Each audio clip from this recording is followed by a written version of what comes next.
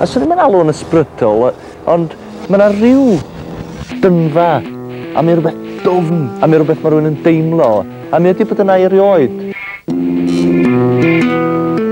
Be dwi eisiau gwneud yn y gyfres yma ydy mynd â chi lefydd falle ydych chi rioed i clywed amdanyn nhw'r blaen, a sicr oedd i bod iddyn nhw'r blaen.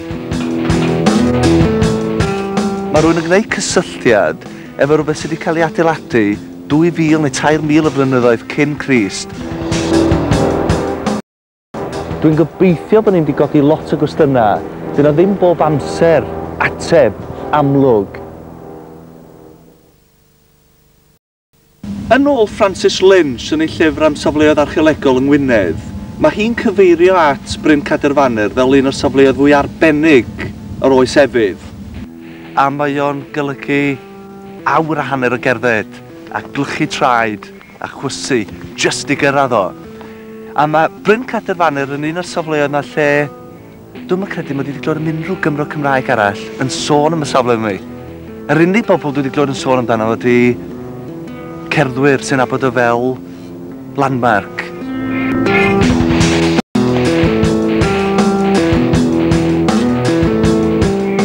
Un peth diddorol am y sŵn yma ydy bod yna gymaint o safleoedd agos i'w gilydd. Da ni ar ochr y gyrn a dwi'n sefyll yng nghanol man claddu o'r oes efydd. Da ni'n sôn am safle wedi cael ei adeiladu o ddeutu 2000 o flynyddoedd cyn Crist.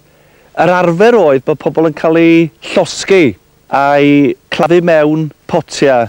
Mae yna ddwy res o gerrig, a dyn rhwng y ddwy res o gerrig, mae yna gerrig eraill yn llenwi'r cylch. Dim i'r ei glir, pan mae rhywun yn edrych i lawr ar y safle, mae rhywun yn gweld y man claddu crwn yma. Un o'r pethau diddorol am y safleoedd yma ydy'r amrywiaeth sy'n nhw. Dim mae hwn ar ffurf cylch crwn. Mae'r nesaf yn i'r bryn, mae yna gist cerrig yna. Nwch chi weld y gist lle sy'n rhywun wedi cael ei gladdu. Dim mae Bryn Cader Faner wahanol eto. Mae hwnnw llawer fwy trawiadol, fwy addurniadol.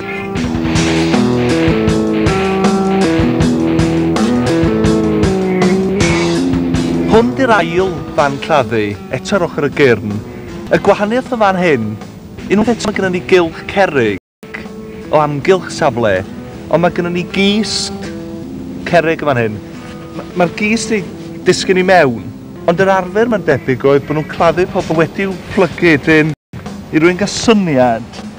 Fysa rhyw gradur bach 3,000 o flynyddoedd yn ôl wedi cael ei gladdu i mewn fel hyn yn y gist.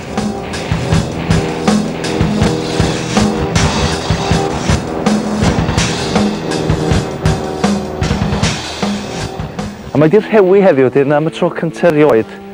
Mae'n rhaid i'n sych yn cyrraedd fan hyn. Dyma fo, Bryn Cader Faner.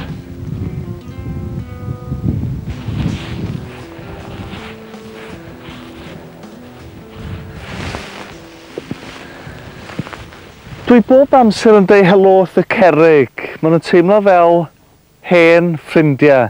Dyma'r tro cyntaf i mi weld Bryn Cader Faner yng ngol yr haul. Mae'r troion o'r blaen bob amser am ryw reswm o fan hyn.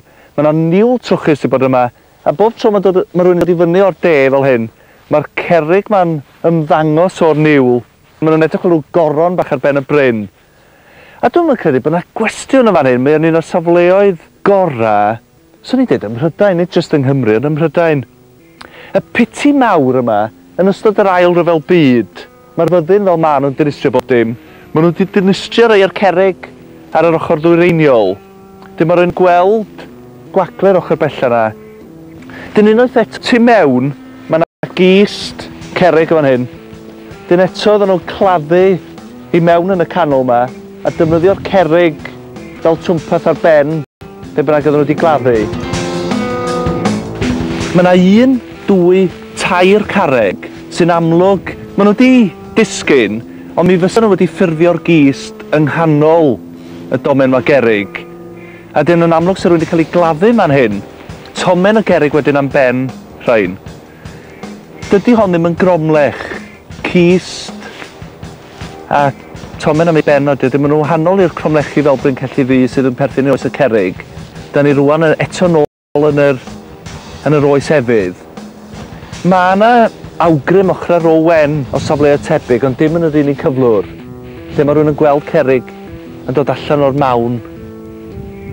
Ond os am byd arall, ydyn meddwl am unrhyw le arall fel hwn.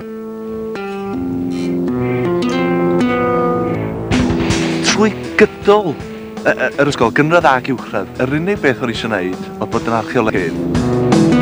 A mae'n anodd iawn egluro pam, achos mae rhywbeth mae rhywun yn deimlo yna.